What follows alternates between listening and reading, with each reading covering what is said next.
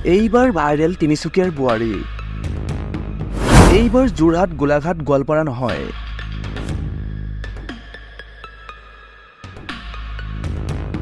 এইবাৰ dream girls ওলালে তিনিচুকীয়াত।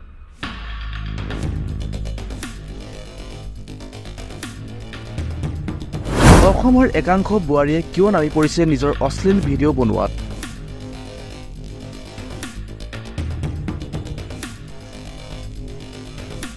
সহজতে টকা ঘটাৰ মানসিকতা নেকি এয়া?